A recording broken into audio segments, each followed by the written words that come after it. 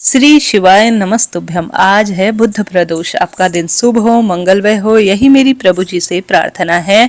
आज 17 दिसंबर 2025 है। आप प्रदोष काल पूजा का शुभ समय रहने वाला है, अर्थात शाम पूजा का समय 5:27 से 8:11 के आसपास। आज सुनी जाने वाली सभी कथाओं का रसवादन आइए इस वीडियो में करते हैं। आप जानते होंगे आज है महादेव का दिन, आज है गणेश जी महाराज का दिन। पौष महीने के सुंदर महत्व को हम सुन रहे हैं, जो कि स्वयं महादेव द्वारा बतलाई गई श्रेष्ठ कथाएं हैं। आप एक बार इन कथाओं का रसवादन करेंगे ना, तो निश्चित रूप से आपके ज्ञान में वृद्धि होगी और यह कथाएं आपको बहुत सुंदर रूप में आनंदित करेंगी। देर न करते हुए आरंभ करते हैं। बस आप कमेंट्स बॉक्स में प्रभु का सुमिरन करते हुए अपने इष्ट पितृ देवी देवताओं का ध्यान जरूर करें। देर न करते हुए सबसे पहले देवादिदेव महादेव की कथा का रसवादन कर लेते हैं। कथा अनुसार एक नगर में एक शिवजी का भव्य मंदिर था, जहां हर वर्ष दूर दूर से भक्तजन शिवजी के दर्शन करने के लिए आते थे। नियमित रूप से शिवलिंग पर जल चढ़ाते, सुंदर अपनी इच्छा शक्ति सामर्थ्य अनुसार शिव अभिषेक करते थे। मंदिर का परिसर भक्तों की भीड़ से भरा रहता था। तभी अचानक आकाश से बिजलियां हुई और सोने का एक थाल उतरा। उसी के साथ एक भविष्यवाणी हुई, जो कोई भगवान शंकर का सच्चा भक्त और प्रेमी होगा, उसी को यह थाल मिलेगी। मंदिर के परिसर में उपस्थित सभी लोगों ने यह भविष्यवाणी सुनी। धीरे धीरे सभी इकट्ठा हो गए। जो लोग मंदिर की व्यवस्था देखते थे, उन्हें तो पूरा विश्वास था कि यह थाल हमें ही मिलेगी, इसलिए वह सबसे पहले आगे जाकर खड़े हो गए। सबसे पहले एक पंडित जी आए और बोलिए, देखिए मैं प्रतिदिन महादेव का अभिषेक करता हूँ, अतः मैं ही भोलेनाथ का सबसे निकटवर्ती प्रेमी और भक्त हूँ, इसलिए थाल मुझे ही मिलनी चाहिए। इतना कहकर पंडित जी ने थाल उठाया। जैसे ही पंडित जी ने थाल उठाया, थाल पीतल का हो गया। यह देखकर पंडित जी बड़े लज्जित हुए। उन्होंने थाल यथा स्थान पर रखा और वहां से निकल आए। इसी प्रकार वहां उपस्थित सभी पंडितों ने खुद को आजमाया, लेकिन शायद उनमें से कोई सच्चा भक्त नहीं था। उन्हें भी थाल यथा स्थान पर रखकर चले आना पड़ा।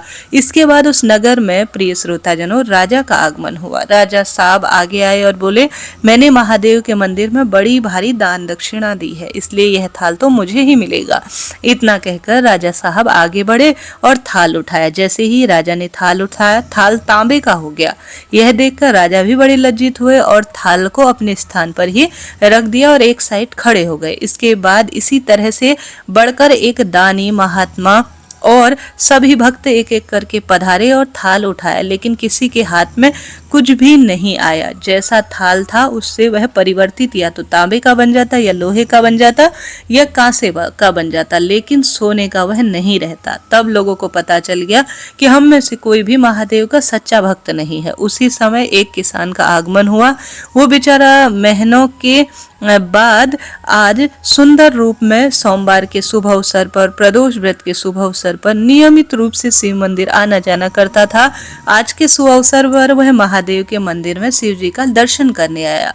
प्रिय श्रोताजनों, गरीबी और गृहस्थी के बोझ तले दबा हुआ वह दिन प्रतिदिन नियमित खेतों में मेहनत करता, मजदूरी करता, अपने परिवार के जो गुजर बसर है उसमें लगा रहता था। अभी रास्ते में आ ही रहा था कि कोई भिखारी मिल गया और कुछ खाने को मांगने लगा।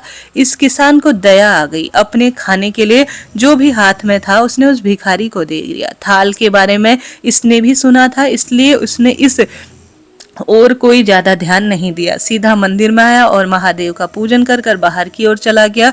परिक्रमा करके जाने को ही हुआ, तभी पीछे से एक व्यक्ति बोला, भाई तुम भी थाल कर उठाकर देख लो, हो सकता है तुम ही महादेव के सच्चे भक्त हो।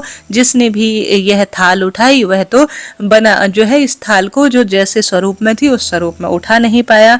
किसान कहने लगा, वह व्यक्ति उसका मजाक उड़ा रहा है। गरीब था, वह सोचा मैं इस योग्य कहाँ कि मैं इस थाल को सोने की जो स्वरूप की थी उसे उठा सकूं। किसान ने बोला, भैया क्यों मेरी मजाक करते हो, मैं तो कभी कोई विशेष पूजा आराधना पाठ नहीं करता, कोई यज्ञ हवन मुझसे नहीं होते, महीनों में एक आध बार शिव भक्ति कर लेता हूँ और मंदिर आ पाता हूँ, मैं काहे का सच्चा भक्त हूँ। वह अजनबी बोला, भाई हम तो देख चुके हैं, हमारी भक्ति तो 2 कौड़ी की भी नहीं है, अब तुम भी अपना हाथ लगाकर देख लो, सोने का थाल मिले न मिले, किंतु पता चल जाएगा कि तुम्हारी भक्ति कितनी सच्ची है। लोगों के बहुत आग्रह करने के बाद आखिर में वह भोला भाला किसान भी जाकर थाल उठा लेता है। जैसे ही उसने थाल उठाया, लोगों के आश्चर्य का ठिकाना नहीं रहा। सोने की थाल रोशनी से चमचमाने लगी। यह देख सब लोग खुशी की लहर जो है सभी में दौड़ गई। सभी लोग उसके जयकारे लगाने लगे और पूछने लगे कि भाई तुमने कौन सी सच्ची भक्ति की थी, अब हमें भी बता दो कि कैसी भक्ति तुम करते हो, किस भाव से करते हो जिससे महादेव तुमसे इतने प्रसन्न हो। किसान बोला, मैं तो साधारण किसान हूँ भाई, मुझे कोई भक्ति नहीं होती। मैं केवल दिन भर खेतों में काम करता हूँ, थोड़ा सा समय निकाल कर जरूरतमंद व्यक्तियों की सेवा करता हूँ। इसके अलावा मेरा कोई विशेष प्रावधान नहीं है। लोग पूछने लगे, तुम लोगों की मदद क्यों करते हो? हंसता हुआ किसान बोला, सुकून, दूसरों के चेहरे पर मुस्कान देखकर मुझे आनंद की खुशी होती है, उसे मैं शब्दों में बयां नहीं कर सकता। शायद यही कारण है कि महादेव मुझसे प्रसन्न है, इसलिए वह हमेशा ही मेरा साथ देते हैं। इसलिए हमेशा याद रखें, महादेव कहते हैं सत्कर्म का आनंद भी आनंद से भरा होता है और अंत भी आनंददायक होता है। दुष्कर्म का आरंभ भी दुख से होता है और अंत भी दुखदायक होता है। आप सैकड़ों मील की यात्रा करके दूसरों का दुख जो है बढ़ाते हैं, उन्हें दुख देते हैं, तो आपकी वह तपस्या, साधना और महादेव का दर्शन जो है धूल के बराबर है, अर्थात इसका कोई भी महत्व नहीं है। प्रिय श्रोता जगोनो, कितनी सुंदर बात कही ना, आपको भी आनंद आया होगा। हर हर महादेव। आप में से जो सच्चे भक्त हैं, धर्म के साथ साथ सुंदर कर्म करते हैं, गरीब जरूरतमंद व्यक्तियों की सेवा पूजा करते हैं, यकीन मानिए आपकी भक्ति बहुत बड़ी है और बहुत ही विशेष है। प्रिय श्रोता जनों, यह कथा सुनाते हुए मुझे तो सुंदर भाव मन में उत्पन्न हुए। ऐसा लगा कि महादेव स्वयं सुंदर भाव से मेरी जिह्वा से यह कथा कहलवा रहे हूँ और आपको एक सुंदर आज्ञा दे रहे हूँ। सर्दी का मौसम है, जितना अधिक हो सेवा में अपना समय व्यतीत करे, वही सुंदर रूप में एक श्रेष्ठ पूजा है। साथ के साथ सरल भाव सच्चे मन से महादेव की भक्ति भी आप करते रहें। प्रिय श्रोता जनों, आनंद आया ना? कमेंट्स बॉक्स में जरूर लिखें। अब आज प्रदोष व्रत है, आइए प्रदोष व्रत की कथा का श्रवण कर लेते हैं। बोलिए महादेव की जय। पूर्व काल में एक ब्राह्मणी अपने पति की मृत्यु के पश्चात निराधार होकर भिक्षा मांगने लगी। वह प्रातः होते ही अपने पुत्र को साथ लेकर बाहर निकल जाती और जो है वह देखती कि किसी भी तरह से प्रभु प्रसन्न हो और आज जो है हमारा पेट भर जाए। एक समय उनको विदर्भ देश का राजकुमार मिला, जिसके पिता के शत्रुओं ने उसको मारकर राज्य से बाहर निकाल दिया था। इस कारण वह मारा मारा फिर रहा था। ब्राह्मणी उसे अपने साथ घर में ले आई और उसका पालन पोषण करने लगी।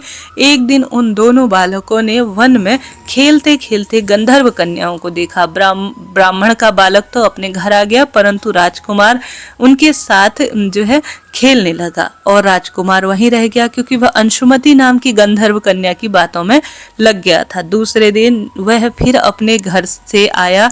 वहां पर अंशुमति अपने माता पिता के साथ बैठी थी। उधर ब्राह्मणी ऋषियों की आज्ञा से प्रदोष का व्रत करती थी और महादेव की निरंतर भक्ति में लगी रहती थी। कुछ दिन पश्चात अंशुमति के माता पिता ने राजकुमार से कहा कि तुम विदर्भ देश के राजकुमार धर्मगुप्त हो ना? हम श्रीहरि की, जो श्री शंकर भगवान की आज्ञा है, उस अनुसार अपनी पुत्री अंशुमति का विवाह तुम्हारे साथ कर देते हैं। फिर राजकुमार का विवाह अंशुमति के साथ हो गया।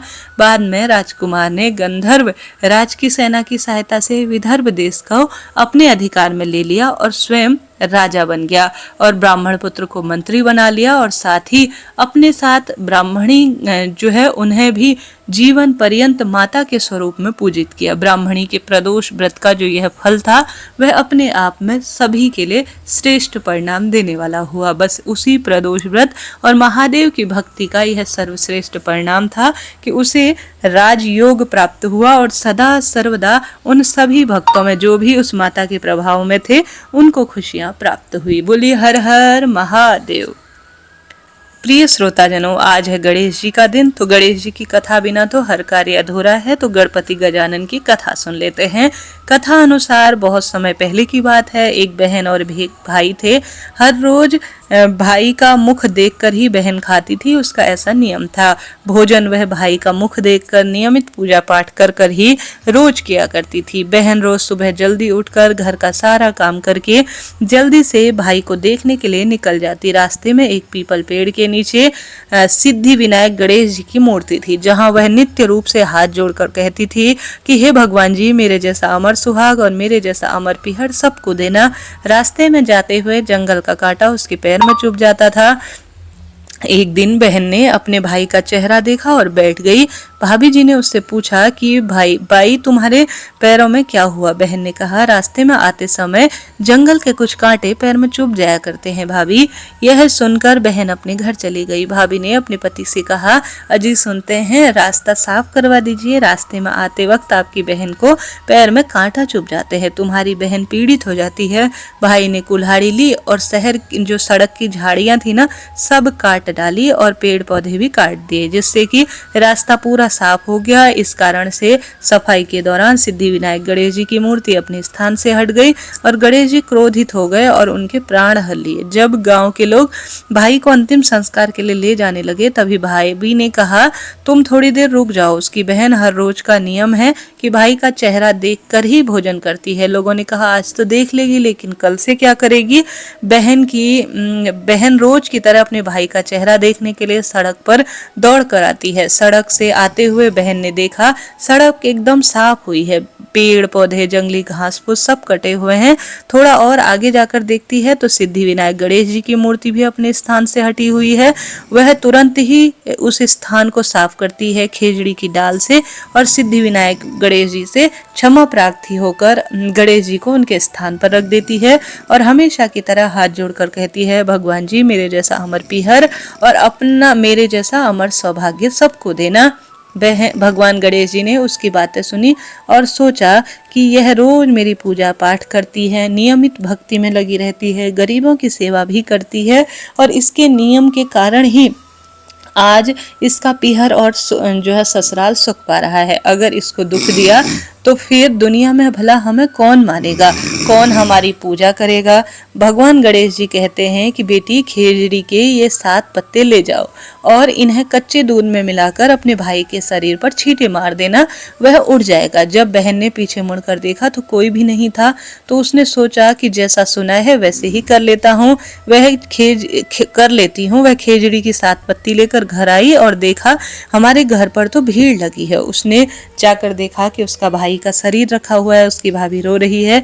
जैसे कि गणेश जी ने उससे कहा था कि कच्चे दूध को खेजड़ी की जो पत्तियां हैं उन्हें मिलाकर अपने भाई के ऊपर छिटक देना, उसने वैसा ही किया। उसने भाई के ऊपर खेजड़ी के पत्ते से दूध छिटका। जैसे ही उसने दूध छिटका वैसे ही भाई खड़ा हुआ और भाई बोला, तो गहरी नींद आई है। बहन ने कहा, ऐसी नींद तो किसी शत्रु को भी ना आए और उसने भाई को सारी घटना बता दी। हे गणेश जी महाराज, जो भी इस कथा को सुने, गणेश जी महाराज की पूजा विधि करे, संपूर्ण रूप से गरीब निर्धन जन की सेवा पूजा करे, उसके जीवन में अमर सुहाग देना, अमर पिहर देना, जैसे उस बहन को दिया। बोलिए गणेश जी महाराज की जय।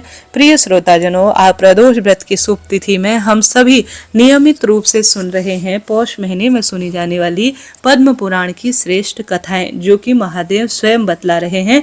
उन्हें सुनने का अपना एक सुख है। आप सुन रहे हैं नियमित रूप से, आप धन्यवाद और आभार। आज महादेव स्वयं बता रहे हैं, उन कथाओं का रसवादन आरंभ करते हैं।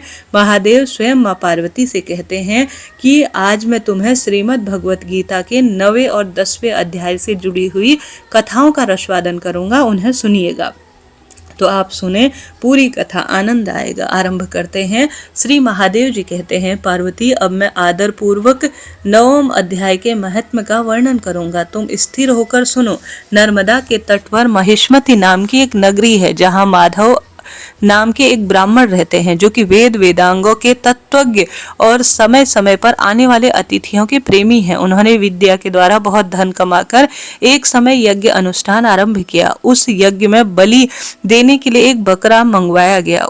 जब उसके शरीर की पूजा की गई, तब सबको आश्चर्य में डालते हुए उस बकरे ने हंसकर उच्च स्वर से कहा, ब्राह्मण, इन बहुत से यज्ञों का क्या लाभ है? इनका फल तो नष्ट हो जाता है तथा यह जन्म, जरा और मृत्यु के कारण है। यह सब करने पर भी मेरी जो वर्तमान दशा है इसे देख लो। बकरे की इस अत्यंत कौतूहलजनक वचन को सुनकर यज्ञ मंडल में रहने वाले सभी लोग बहुत ही आश्चर्यचकित हो गए। तब वे यजमान ब्राह्मण हाथ जोड़कर अपलक नेत्रों से बकरे को प्रणाम कर कर श्रद्धा और आदर से पूछने लगे। ब्राह्मण बोले, आप किस जाति के थे? आपका स्वभाव और आचरण कैसा था? तथा किस कर्म के कारण बकरे की योनि प्राप्त हुई, यह सब मुझे बताएं।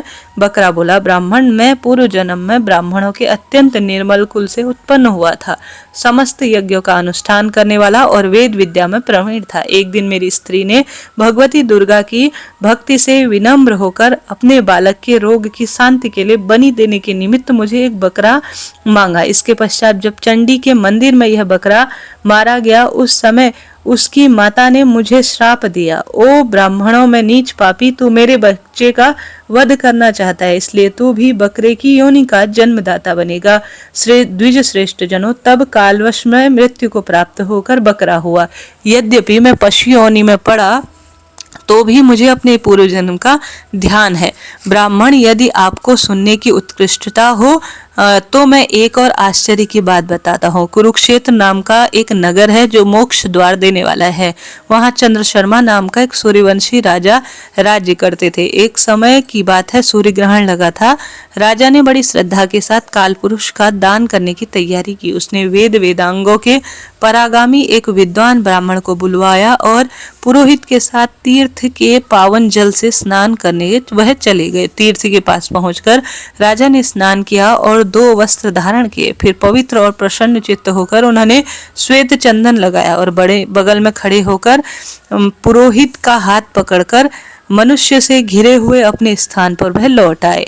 आने पर राजा ने यथोचित विधि से भक्तिपूर्वक ब्राह्मणों को काल पुरुष का दान किया। तब काल पुरुष का हृदय चीर कर उनमें से एक पाप आत्मा चंडाल प्रकट हुए। थोड़ी देर वह वहां रुके, फिर निंदा भी की और चांडाली का रूप धारण करके काल पुरुष के शरीर से निकली और ब्राह्मण के पास आ गई। इस प्रकार चांडालों की वह जोड़ी आंखें लाल किए हुए निकली और ब्राह्मण के शरीर से हठात प्रवेश करने लगी। ब्राह्मण मन ही मन गीता के 9वें अध्याय का जप करते थे और राजा चुपचाप यह सब कौतूहल से देखने लगे। ब्राह्मण के अंतरकरण में भगवान गोविंद शयन करते थे, वह उन्हीं का ध्यान करने लगे। ब्राह्मण ने जब गीता के 9वें अध्याय का जप किया, अपने आश्रयभूत भगवान का ध्यान किया, उस समय गीता के अक्षरों से प्रकट हुए विष्णु दूता द्वारा पीड़ित होकर वह दोनों चांडाल भाग गए। उनका उद्योग निष्फल हो गया। इस प्रकार इस घटना को प्रत्यक्ष देखकर राजा के नेत्र आश्चर्यचकित हो उठे। उन्होंने ब्राह्मण से पूछा, विप्रवर, इस भयानक आपत्ति को आपने कैसे मार कर संपूर्ण नाश किया? आप किस मंत्र का जप करके किस देवता का स्मरण कर रहे हैं? वह पुरुष तथा स्त्री कौन थी? वे दोनों कैसे उपस्थित हुए? फिर वह शांत कैसे हुए? सब मुझे बतलाएं। ब्राह्मण ने कहा, राजन, चांडाल का रूप धारण करके भयंकर पाप ही प्रकट हुआ था तथा वह स्त्री निंदा की साक्षात मूर्ति थी। मैं इन दोनों को ऐसा ही समझाता हूँ। उस समय मैं गीता के 9वें अध्याय के मंत्रों की माला जपता था। उसी का महत्व है कि सारा संकट दूर हो गया। महीपते, मैं नित्य ही गीता के 9वें अध्याय का जप करता हूँ। उसी के प्रभाव से प्रतिग्रह जनित आपत्तियों के पार हो सकता हूँ। यह सुनकर राजा ने उसी ब्राह्मण के गीता के 9वें अध्याय का अभ्यास किया। फिर वह दोनों परम शांति अर्थात मोक्ष को प्राप्त हो गए। यह कथा सुनकर ब्राह्मण ने बकरे को बंधन से मुक्त कर दिया और गीता के अभ्यास से परम गति को वह प्राप्त हुआ।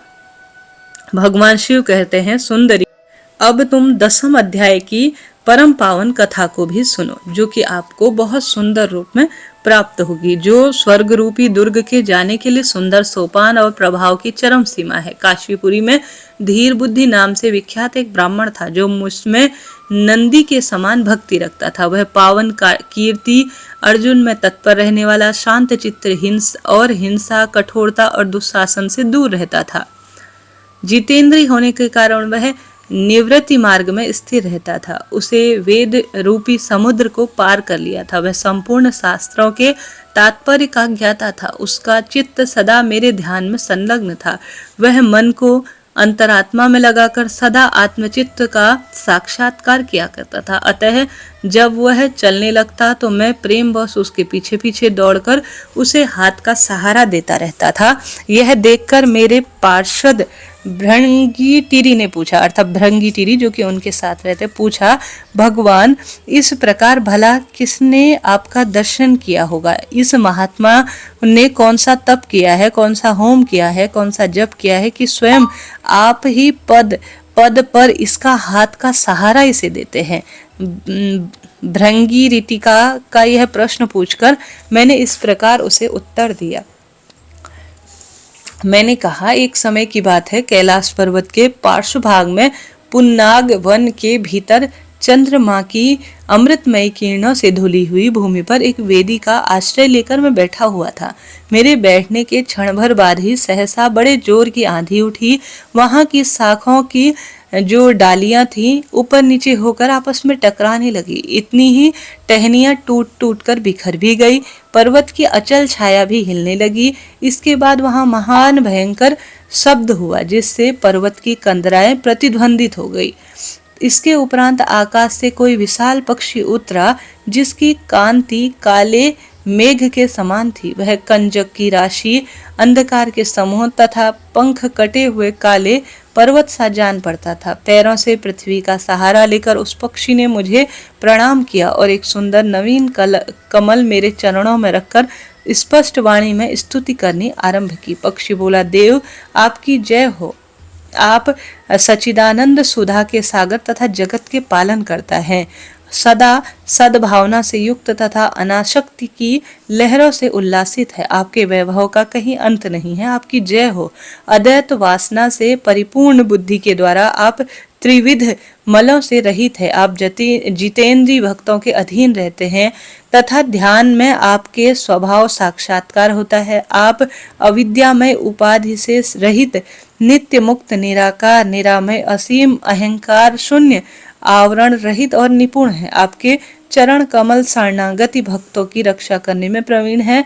अपने भयानक ललाट रूपी महासर्प की विष ज्वाला से आपने कामदेव को भस्म किया है। आपकी जय हो। आप प्रत्यक्ष और प्रमाणों से दूर होते हुए भी प्रमाण स्वरूप है। आपको बारंबार नमस्कार है। चैतन्य के स्वामी तथा त्रिभुवन धारी आपको प्रणाम है। मैं श्रेष्ठ योगियों द्वारा चुंबित आपके उन कमल चरणों की वंदना करता हूँ जो अपार भव पार के समुद्र में पार उतरने में अद्भुत शक्तिशाली है।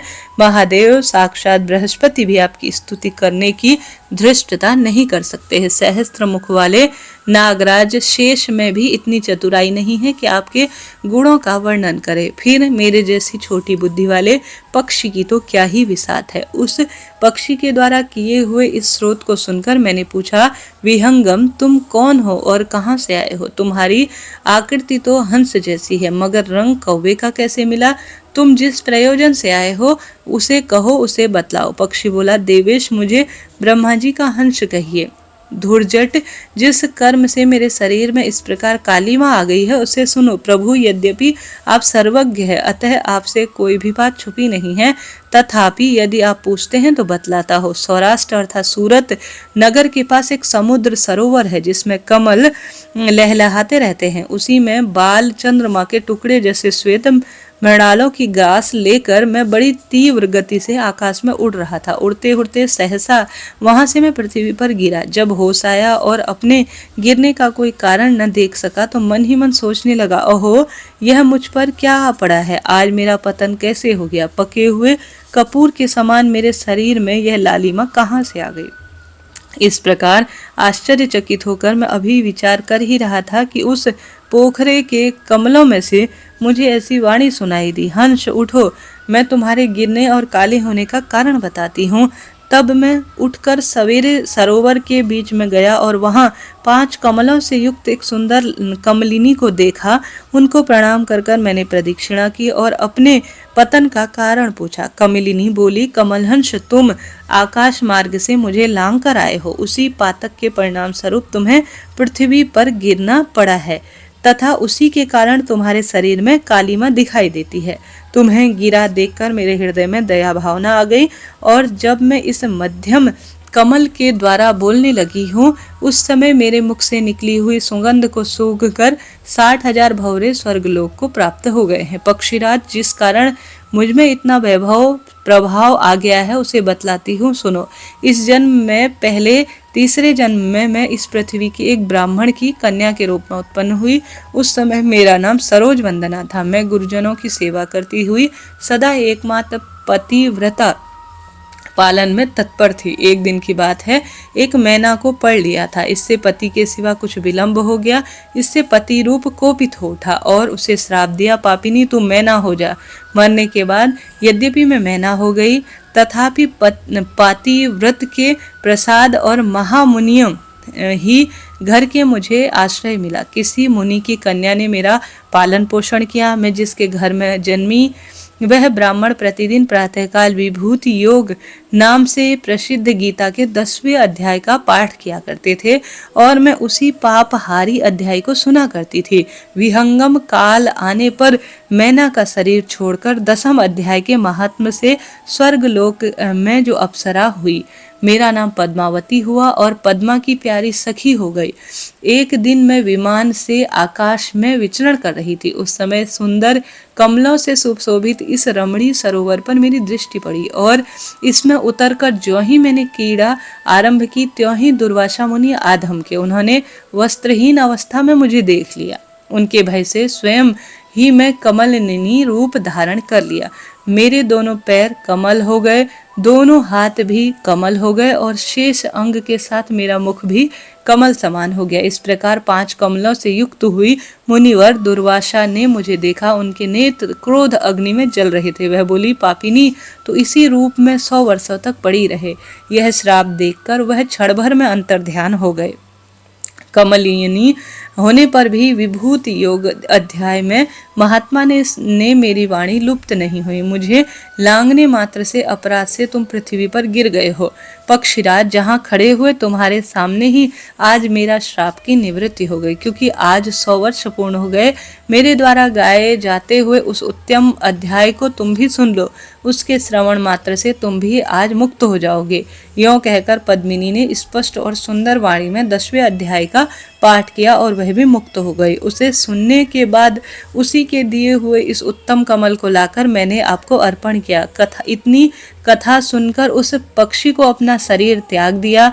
यह एक अद्भुत सी घटना हुई। पक्षी ने अपना शरीर त्यागा। वही पक्षी अब 10वें अध्याय के प्रभाव से ब्राह्मण कुल में उत्पन्न हुआ। जन्म से ही अभ्यास होने के कारण जो है युवा अवस्था में इसके मुख से सदा गीता के 7वें अध्याय का उच्चारण करता हुआ वह प्राप्त हुआ।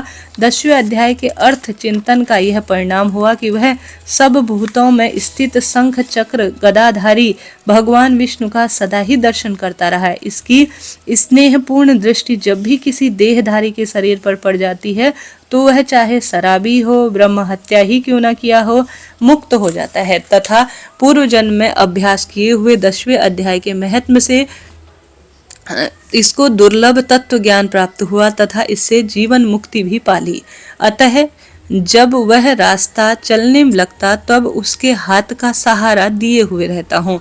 भ्रुकुटी, यह सब 10वें अध्याय की महिमा है। पार्वती, इस प्रकार मैंने भ्रुकुटी जो है भृगीटिकी के सामने जो पाप नाशक कथा कही वही यहाँ तुमसे कही है। नर हो या नारी, कोई भी व्यक्ति क्यों ना हो, अगर वह 10वें अध्याय का श्रवण मात्र कर लेता है वह सब आश्रमों का पालन करके संपूर्ण फलों की प्राप्ति हो जाती है।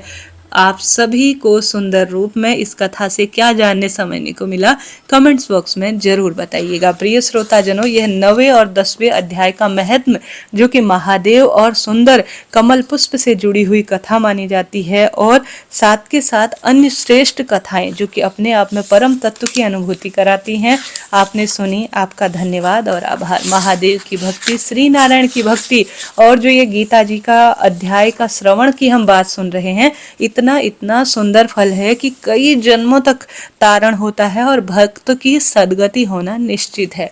प्रिय श्रोताजनों, इसके आगे का हम महत्व अध्याय और कथाएं कल सुनेंगे। आज के लिए इतना ही। आनंद आया हो तो चैनल को सब्सक्राइब जरूर करें और कमेंट्स में भगवान का सुमिरन कीजिएगा।